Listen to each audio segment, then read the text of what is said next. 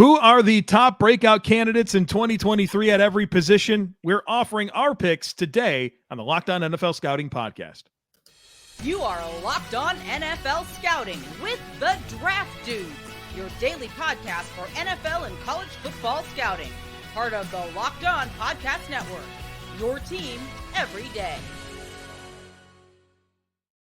What's better than this? It's guys being dudes here on the Locked On NFL Scouting Podcast. We're the Draft Dudes. I'm Joe Marino from Locked On Bills. He's Kyle Crabbs from Locked On Dolphins. And we are your NFL experts here with you daily to talk team building across the league on the Locked On NFL Scouting Podcast with the Draft Dudes, part of the Locked On Podcast Network, your team every day. We'd like to thank you for making Locked On NFL Scouting your first listen every day. And, of course, a big welcome and shout-out to our everydayers. You know who you are. Those of you who never miss a single episode, we appreciate y'all being here very, very much. Joe, happy Friday to you here on Locked On NFL Scouting. Thank you. Happy How's Friday the beach? to you. Beach is great, man. Should we tell everybody? Sure. Why not? Let the cat out of the bag. Went through all week. Joe's in his normal recording spot. Joe's been at the beach all week. All week. All week. And the fun part is I haven't even gotten to the beach yet, but I've been there all week. Right. Well, this is as close as we're going to get to time travel. But I could have stretched that an extra leg and say he drives back and forth every day to do the show. But oh God, you know me, yeah, I can't lie. So that wouldn't. I'd be like, no, dude, I'm not doing that. Yeah, I wouldn't have. No. We prepped ahead of time to make sure that everybody had as high quality of a audio and video experience as they possibly could. So everybody give Joe a nice thank you. Nice thank you for being willing to invest his last weekend, and getting all week ready to go. Same extends to you. I mean, you had to make the adjustments. So I just had to look for something to look forward to other than my daughter treating me like a baby doll or telling me to be a puppy, or because I was on dad duty all weekend last weekend. So these were the breaks that recharged me to crawl around on all fours for the rest of the day. I may regret saying this, but I think the thing that my dad expectation right now, where my daughter likes to take me, is playing the movie Moana, right? We just watched that last weekend, dude. And she expects this full-on concert performance every time You're Welcome comes on. She's like, Daddy, it's your favorite song. And probably about 3 times a day, I mean, I am putting on a choreographed performance of me doing that. What can I say except you're welcome? Dude. And those verses are pretty tricky, man. That second verse. Draft Dudes the musical? Maybe so. The Rock, man, he basically raps out that second verse, man. Yeah. It's pretty impressive, dude. Pretty impressive. All right. In case you ever wonder what we're doing when we're not recording, I'm Maui from Moana, and Kyle's either a puppy or a baby. Baby doll. No, wait. For the special treat for the YouTube channel. Oh boy. Here's your evidence. Oh boy.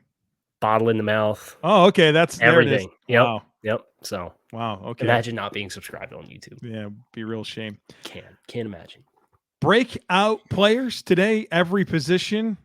Kyle and I are going to offer our picks for who we think is the top breakout candidate. Kyle looks like he wants to call a timeout. No, I didn't call it. I didn't call a timeout. I thought about it.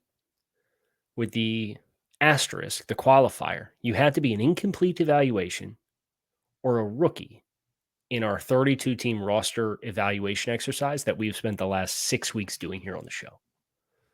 So don't come to us with, I don't know who, like Garrett Wilson. Garrett Wilson's the breakout star of 20. No, he's not. He broke out last year. Sorry. Like, doesn't count. I only have one rookie picked. Do you? Yeah. I have a bunch of second-year players and one third-year player. I already know I'm going to have one rookie picked. All right. Want to do a thing? Let's do the thing. Let's Quarterback. Do the thing. Quarterbacks first. Quarterbacks first. Your 2023 breakout player at the quarterback position is who? Justin Fields. Quarterback, Chicago Bears. Excited for year-over-year scheme continuity with Luke Getsy. I like Luke Getsy.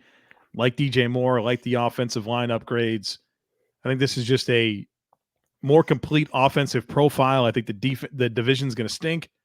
And I think that Fields is a better thrower than he's shown us over the first 2 seasons of his career. And so I think he's going to be a more complete quarterback and really ascend this coming season with dynamic playmaking that is more consistent and leads to a much better offense in Chicago. I'll keep it in the division. Jordan Love, former first-round pick pedigree, had a chance to learn for a few years, coming into an offensive situation where you feel like the pressure to throw the ball is not going to be there that they had with Aaron Rodgers at quarterback. A little bit more complimentary football. We admired last year their ability to run the ball, but there was an unwillingness to do it to a certain degree and commit to it. I think you'll get that with Jordan Love. I think you'll stylistically see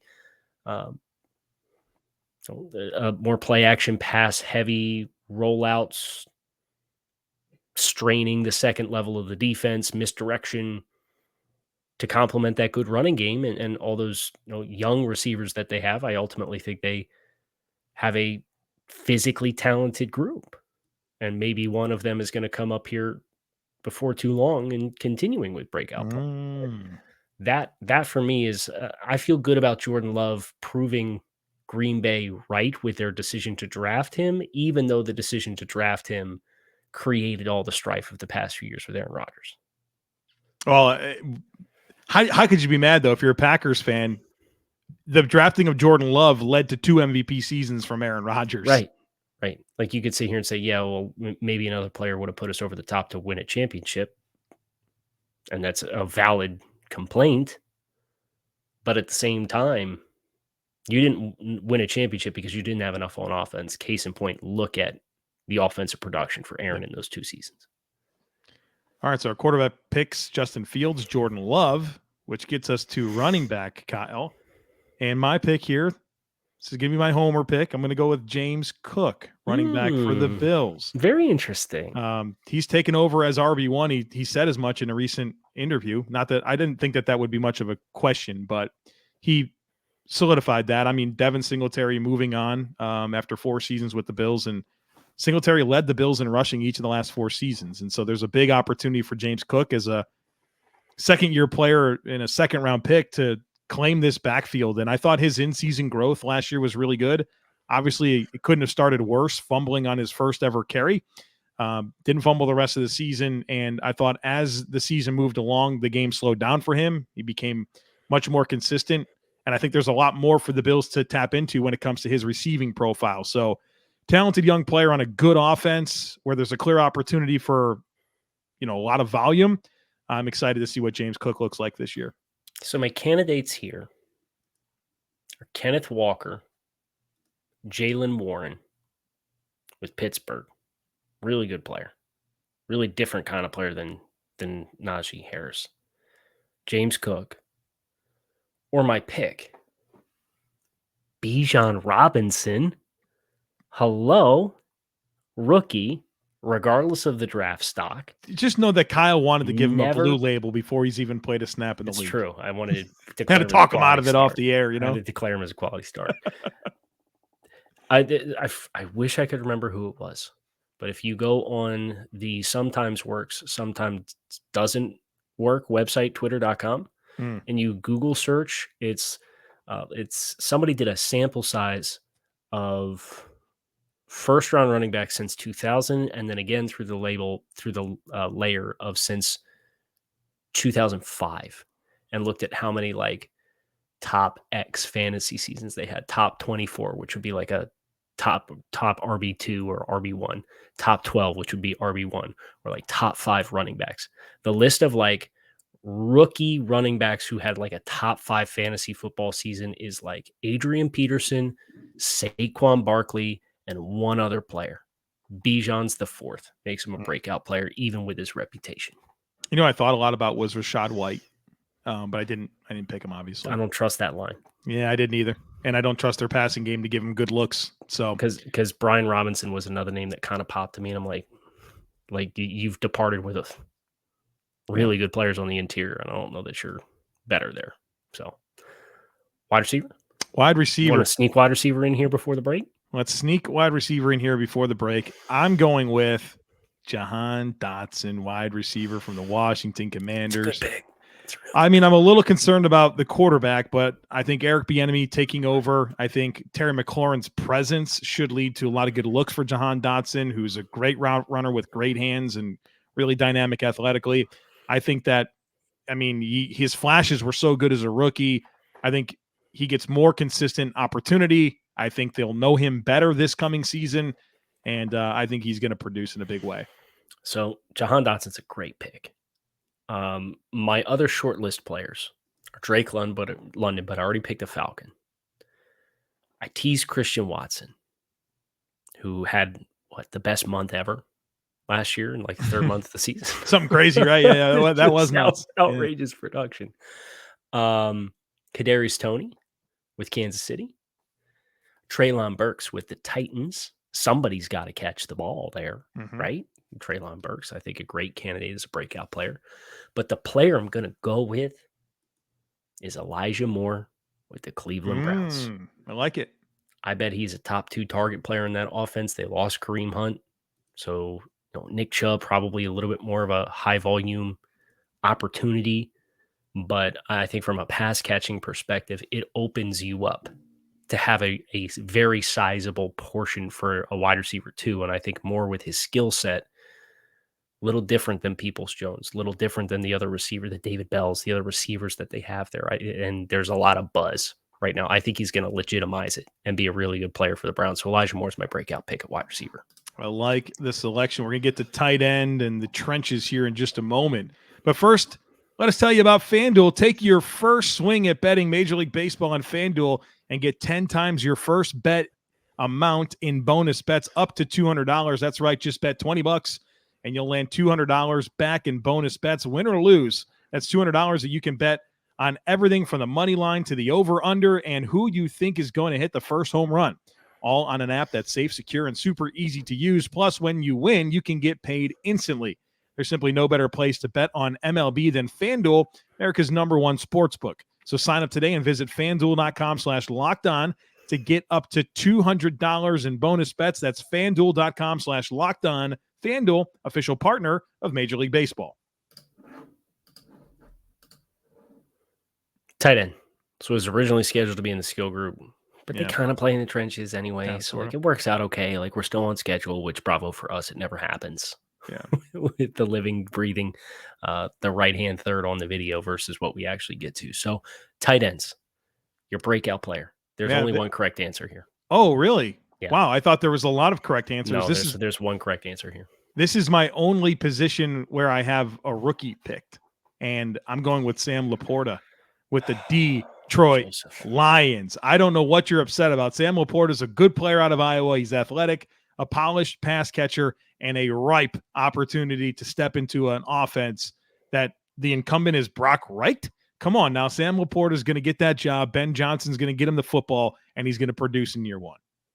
The correct answer is Greg Dulcich of the Denver Broncos. I thought about him, and we gave him a pink, but he probably deserved not a pink. I didn't do it. He got a pink. Yeah, and no, that was the qualifying. Fine. He got an incomplete evaluation grade. So if you want to say that's low-hanging fruit, take me away. Like guilty as charged. But I thought about him. I thought about Jelani Woods. No, it's thought Greg about Cade Otton, Chigo Okonkwo. No, it's Greg Dulcich. Other good tight ends. I got Michael Mayer, Dalton Kincaid. There's a Dulcich. lot of good young tight ends in the league right now. Next question. Wow. No further questions. Wow.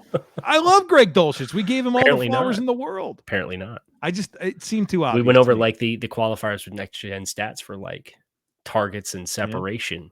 It's him and Mark Andrews. That's it. That's the list. He's good. He's going to be good. Yeah. All right. So we're going offensive line. Singular offensive lineman. I mean, we could talk about a dozen players. Right. I'm just clarifying. Yeah. I need to finalize a singular breakout player. Yeah. I'll give you mine. Mine is Trevor Penning with the New Orleans Saints. Injury derailed the beginning of his season. He got some experience late.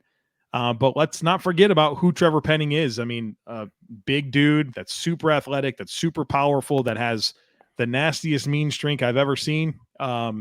And he goes into year two with, I think, that experience from last year, but it's part of a pretty stable offensive line and, a quarterback in Derek Carr that I think will stabilize, of course, that position as well. I think Trevor Penning's going to play good football at left tackle for the Saints this year. Okay. I have mine. All right. And I'm going to avoid the low-hanging fruit, I think, would be declaring like Tyler Smith. Yeah, right. That's why I didn't pick him. It's too cheap, Yeah. right? And he is technically an incomplete evaluation, but it's because we weren't sure if he would put him as a quality starter or an adequate starter yet. But he's tracking towards being a really, really, really good player. Aaron Banks, San Francisco 49ers. Okay. Saw a little bit of life in the run game. Obviously, he was a little bit of a surprise pick for the 49ers when they drafted him. But I think with the quarterback dynamics, they're going to continue to run the football. And I think Aaron Banks can build upon what was a modest first season as a starter. And with the continuity playing next to Trent Williams, I think there's just a recipe here with the quarterback situation, the commitment to the run game, having Trent Williams, so on and so forth. I think he's going to take a jump. I'll say Aaron Banks.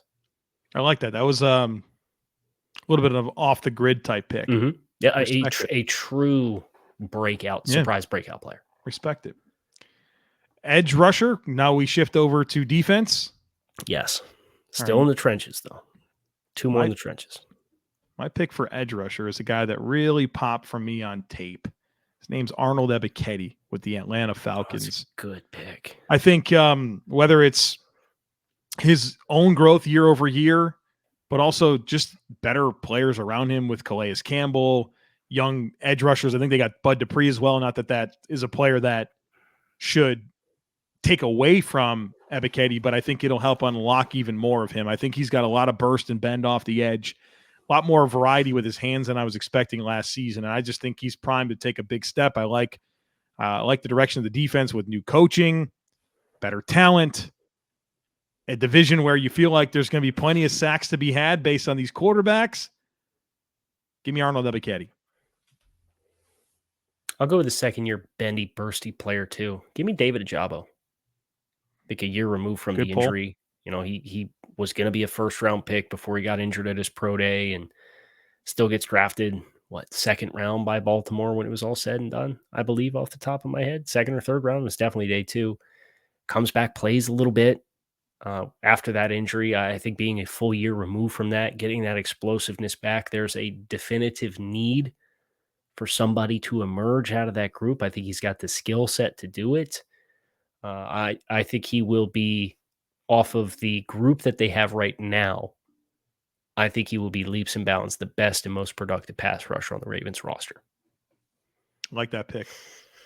Interior defensive line is up next, Kyle, and I'll admit to you that this was the hardest for me to settle on my answer, mostly because I didn't love a lot of my options.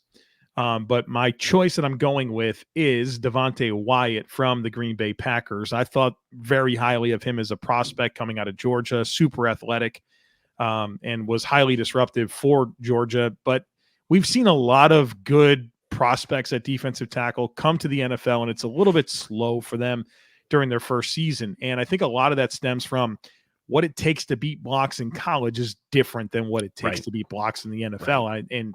I was actually listening to Greg Rousseau on a podcast talk about this. He's like, when I was at Miami, he's like, I just ran by people. He's like, these guys, they weren't strong enough. They couldn't stay in front of me. I just ran by him. He's like, well, now I actually have to use technique and win in different ways. And I think Devontae Wyatt will be well positioned to take a step. Obviously, he's dynamic athletically. You know, the thing about Jordan Davis last year was that his combine performance was so good that we forgot about Devontae Wyatt, who was also historically good at the combine. So I think that the presence of Rashawn Gary back for the Packers will also help a guy like Devontae Wyatt be more effective. So he's my pick at defensive tackle.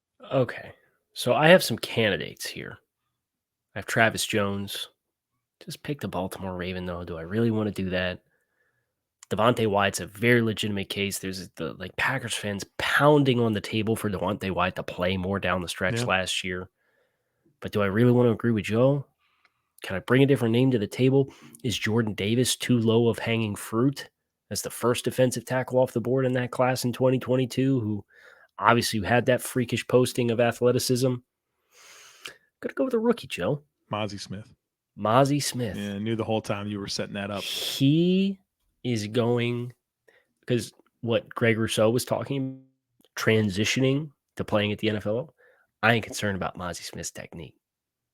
I'm not concerned about his ability to block or to anchor against blocks and double teams and set the line of scrimmage and get penetration when he wants to. He can do all of it. And he's playing on a front that's got Micah Parsons, DeMarcus Lawrence. He's got a veteran in John Hankins to continue to learn from. Mozzie Smith.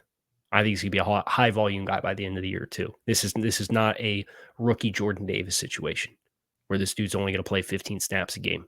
I don't think so. I like it.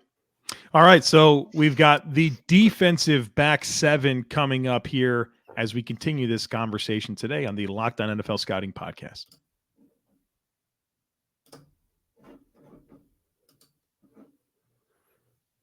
Linebackers. Off-ball linebackers. Yeah. Your edge guys are already taken care of. My pick for off-ball linebacker This is tough. is Devin Lloyd. Linebacker, Jacksonville Jaguars. Had a couple of really good games to start his rookie season. Faded quite a bit down the stretch. But he's a good football player. He's a good prospect coming out of Utah. I like him playing next to Foye Olakun. I like Mike Caldwell as the defensive coordinator, and thinking back to his work with the Buccaneers linebackers and how he was able to, obviously Levante David's so established, but get a lot of playmaking out of Devin White. I just think that there's a lot more for Devin Lloyd to achieve in terms of consistency and kind of recapture more of the high moments that existed earlier in that season for him on a defense that was really, really young, that should be positioned to play more cohesively and consistently now that everyone has a year of experience under their belts. Okay. I'm going to go with the guy who's in a very familiar situation because he's playing behind two guys he played behind in college. Nakobe Dean. This Philly linebacker situation is something to behold. Let's start with that. Because besides Nakobe Dean, it's Nicholas Morrow, Sean Bradley, Davion Taylor. Okay? Nakobe Dean is going to play every snap that he is physically capable of playing this upcoming season. So the opportunity is going to be there.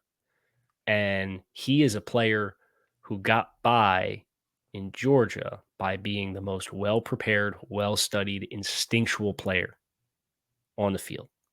I think having the protection and understanding how the guys in front of him are going to address blocks with Jalen Carter and Jordan Davis is a recipe that I think you're going to see Nakobe Dean be the staple of the linebacker room, because Philly's got a bunch of other guys that, quite frankly, are just guys. And I'm sure you'll see a lot of dime personnel with either Sidney Brown or Terrell Edmonds kind of living on the second level of the defense, right? As safeties that can do that.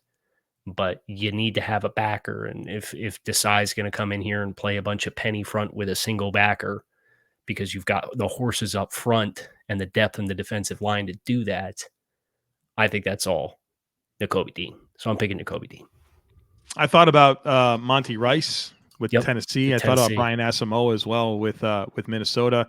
And in my heart, deep in my heart, Terrell Bernard. Just really, really deep in there.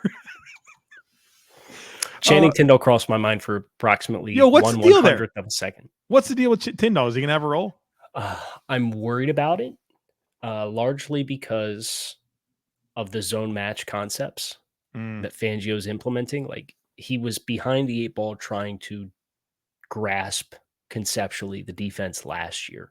So now you have another scheme change. Because remember, at Georgia, he was such a prominent pressure player in their fire zone packages and playing downhill, right? And there's that clip of Nakobe Dean tearing him apart in the red zone against Alabama because he busted on a coverage, and then he sacked Bryce Young on the next play, and Nakobe comes over and daps him up. But I'm just a little worried in a zone match heavy defense where there's a lot of communication, there's a lot of your responsibility changes based on the eligible across the field from you and what they do in their first few steps. I'm just worried about that emergence within that, because I think Miami has an opportunity to play a lot of penny fronts with single backer too. And then you've got Jerome Baker and David Long in front of them. So just send them. Right. I mean, and that was he played like 10 defensive snaps last year, and he's like QB spy on all of them. Yeah. Oh no, he's the Josh Allen specialist. He was the Justin Fields specialist and overran him twice on big runs for Fields, and they pulled him out of the game for Duke Riley, and that was the last we saw of Channing on defense all year. So, all right, corner is next. Corner. I've lost all the spots in my notes. All right, my pick for cornerback is Cam Taylor-Britt with the Cincinnati Bengals. It's a good pick. Got a chance to step into the lineup since he had some injuries at the corner position. I thought he got better and better every single week and played his best season or his best football down the stretch late in the season. And now he kind of comes back, and it looks like he's going to be the guy opposite of Chidobe Awuzie for year 2. And so we have gotten a chance to get to know Cam Taylor-Britt. We know what type of dude he is, how much he loves football, how important it is. He has great habits. He's a good athlete, physical. I think he's going to step right in and be a really solid starter for them for a long time. My pick, if I were going to go with a nickel, I would go with Quan Martin. I think he's really well positioned to have a pretty prominent role for Washington early on, but that's not my pick. My pick is Andrew Booth, second-year player out of Clemson. Somebody got to step up and to be the dude in this Minnesota defense on the outside. And Booth's got the talent to do it. He's got the athleticism to do it. He's got the physicality to do it. I know there was some medical stuff that felt like was involved with him slipping down the draft board a little bit last year. So I think Booth in year 2 in a system that puts a lot on their corners, I think he's going to be up to the task. The challenge is the entire room going to be up to the task? Last position is safety, Kyle. And for me, I'm going with Kirby Joseph from the Detroit Lions. He was really fun as a rookie. Not a super experienced player coming out of Illinois, but very quickly showed you the reasons why he was such an appealing prospect, with the length, with the physicality, with the plays that he can make on the ball. And now that he's got a season under his belt, you saw Detroit really go out and stabilize the rest of the secondary with veterans around him. He should be able to play free, make plays, be around the football, and kind of just continue building on those high moments that he illustrated for us as a rookie. So this player was a little bit up and down, but he was also everywhere. And he received some praise from a player who's very near and dear to my heart, Jalen Waddle, this offseason. Jalen Petrie with the Houston Texans is my pick. We have him as an incomplete evaluation in the same way that, and I feel like safety was one of the harder groups, just because there's such a robust projection of starters and third safeties in the league that is like established, like you know what you have. A lot of adequate level starters, quality starters, some cornerstones. The pickings are fairly slim here, but I feel like Petrie in year 2 with the coaching change is going to really pull more out of Jalen Petrie. He did so many things. He was so versatile. I had Cody Alexander from Match Quarters on Locked on Dolphins last week, and we talked about the versatility of safeties and what it does for your defense. And he had his original upcoming in coaching at the college level was with Baylor. So he's very familiar with the program, and he talked a lot about Jalen Petrie and gave him his credit for what he was able to do as a rookie. And I think just elevating that with D'Amico Ryans is going to allow him to really shine in the same way that Kirby Joseph shined from a ball production standpoint last year. I think Petrie from a versatility standpoint is going to shine this year. So there you have it. There's your breakout players. We did it. We did the thing. We did the thing, and we did it in under 30 minutes, Joe. Job well done. So let's get the heck out of here. I'm Kyle Crabbs.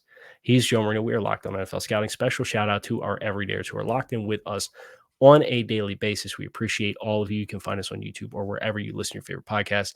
Make it a great weekend. We'll be back and talk to you all again on Monday for very exciting content, Joe. Very excited to get into quarterbacks here in the next few days. So hit subscribe, follow along, come along with us as we journey through the 32 quarterbacks across the league. Have a great weekend. Talk to you all again soon.